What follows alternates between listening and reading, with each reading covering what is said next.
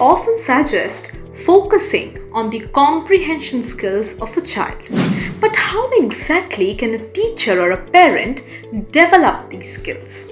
What are the trigger questions that can lead a child to think about and analyze what he is reading? If these questions cloud your mind too, then we are here for you. By the end of this video, you will learn 3 visualization techniques that can help your young learners to ace their comprehension skills. What does visualizing mean? It means to create a visual image in the mind of the reader based on what they have read. Visualizing helps readers to formulate visual images of the text they read or listen to. This pictorial depiction of a text stirs from the process of imagination of how these characters feel and what they are like in the mind of the reader. Since visual memory is highly effective, this habit of drawing mental images results in better retention of the text. Let's try this out with an example. If your child is reading the story, The Jungle Book, how can you help them paint a picture in their mind as they read? Here's a tip. Engage them in noting down things in 2 columns while they read. What do I see or feel as I read? And why do I see or feel these? Let's try with this particular passage. The bushes rustled a little in the thicket, and Father Wolf dropped with his haunches under him, ready for his leap. Then, if you had been watching, you would have seen the most wonderful thing in the world. The wolf checked in mid-spring. He made his bound before he saw what it was he was jumping at, and then he tried to stop himself. The result was that he shot up straight into the air for 4 or 5 feet, landing almost where he left ground. "Man!" he snapped. "A man's cub! Look!" Directly in front of him, holding on by a low branch, stood a naked brown baby who could just walk, as soft and as dimpled a little atom as ever came to a wolf's cave at night. He looked up into the father wolf's face and laughed. "Is that a man's cub?" said Mother Wolf. "I have never seen one.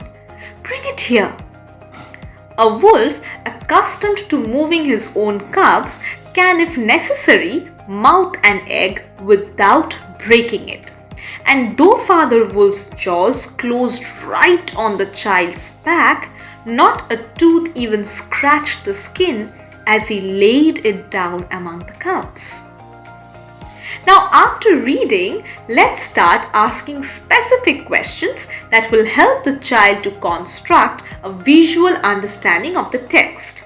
Like, what emotion reflected on Mowgli's face when he saw the father wolf for the first time? Have you ever seen a dog hold its pup? Do you think it is similar to the wolf holding Mowgli? Amidst what kind of trees do you think the wolves found Mowgli? Let's go back to our table now and take the first question, for instance, for a little practice. Mowgli was not scared when he saw the wolf because he laughed as the wolf looked at him. These will form a descriptive picture of the text. You can ask the child to answer with reasons to help them formulate their thoughts. This thought-provoking activity will help to create a deeper connection with the text. Try and ask questions that will involve all 5 sensory organs of the child and let him or her experience the entire journey in the mind itself. This practice will not only trigger their brain cells to think deeply, but will also develop their ability to convey their feelings and opinions in words logically. Their reasoning and justification skills get stronger with this simple practice. Turn an illustrator for the day. Pick one no-bag day and ask your young learner to illustrate apart from the text on their own. It can be the characters, a specific scene, or maybe something abstract. This will strengthen their relationship with the text and further help them to translate the written words into pictures. Children's Drawings Speak More Than Words is a work by Thelma Rabago, a research scholar from Philippines. She writes, children's drawings were found to express more understanding about certain complex concepts that they cannot explain in words. Hence, you can see that this is not only a fun activity but also a psychological exercise. As goes the famous saying, art speaks louder than words. Once this habit of seeing what they read develops in children, the ability to comprehend a new or unknown text is also nurtured, enhancing their confidence as well as their interest in reading. Did you know that the practice of visualization not only helps students to level up their comprehension skills, but also has a long-term benefit?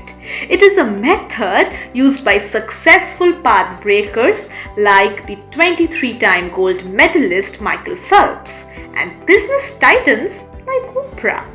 They have conveyed in their interviews how visualizing the challenges have made them prepare better for the future.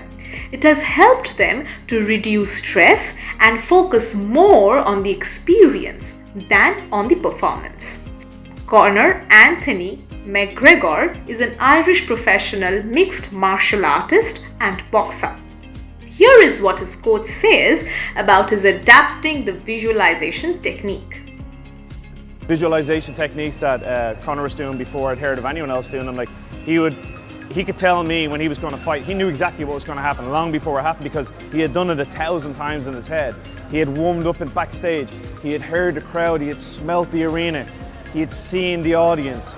He would really immerse himself in the fight night. So by the time fight night came along, where a lot of people they'd maybe been training in kind of a quiet gym for 8 or 12 weeks, and then they walk out to 15,000 people and they get shocked.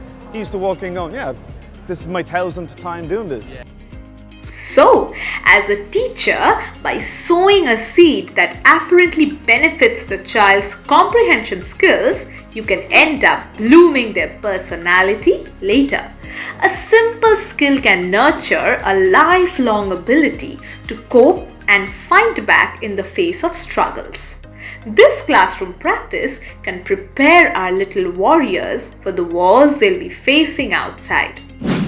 You will know you're successful when the children can vividly remember the details of the text, can relate to and empathize with the characters they read, start expressing their own formulated opinions on the basis of the text, and when they start developing the habit to read on their own without the assistance of the elders. Don't forget to like, share this video and subscribe to our new channel. We will keep coming up with more interesting videos. Till then, keep reading.